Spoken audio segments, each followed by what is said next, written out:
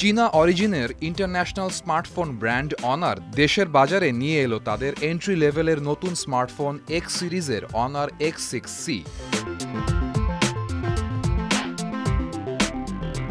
জমকালো আয়োজনের মধ্য দিয়ে ফোনটি উন্মোচন করে অনার।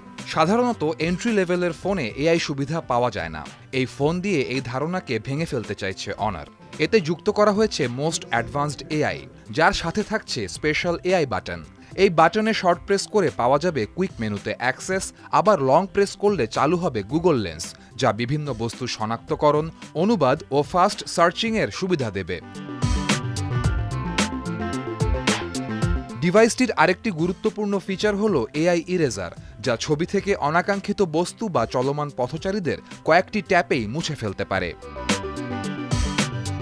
ফোনটিতে থাকছে 5300 mAh ব্যাটারি, 120 Hz রিফ্রেশ রেটের 6.61 inch punch whole display.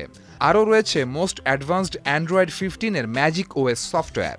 Honour X6C বাজারে এসেছে মুনলাইট হোয়াইট, ওশান সায়ান ও মিডনাইট ব্ল্যাক কালারে।